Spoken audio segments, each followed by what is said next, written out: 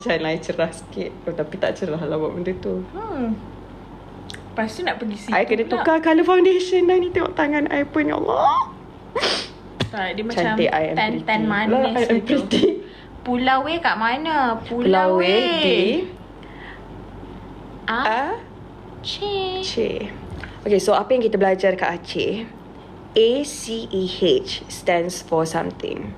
So, dengan bangganya, betul tu dong. Tak, betul-betul. Our mom, mak saya dan mak Anati, adik-beradik.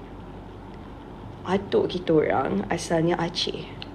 Bukan atuk kita, moyang-moyang. Moyang kita asalnya orang Aceh. Taklah sama lah Tok Ba punya keturunan lah. Yelah. Oh. You ingat belah siapa? Taklah Tok Ba lah, tapi I ingat kan macam Tok Wan dia. You know? I mean like his dad. His Mum. I don't know. tak tahu lah kot mana dia pun. So, Aceh stands for A for Arab. C for China. E untuk Eropah. dan H untuk Hindi. So, we are lots of mix. Kita lah Arab, kita lah China, kita lah Ngaku je lah. Eropah, kita lah Hindi. So dekat Aceh tu sampai-sampai, oh kami punya keluarga juga. Lepas dia dah cakap gitu, dia cakap, oh ya, nenek kita orang Aceh. Oh, Aceh dekat mana?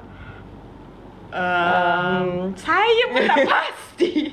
Tapi nenek kita orang Aceh lah. Jadi kami pun Arab, Cina, Eropah, Hindi. Macam tu, claim.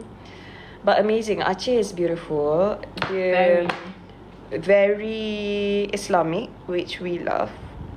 Sebab dia pun macam dekat Saudi juga. Kalau solat Jumaat tutup kedai, waktu-waktu solat tutup juga. Dia very jaga gitu.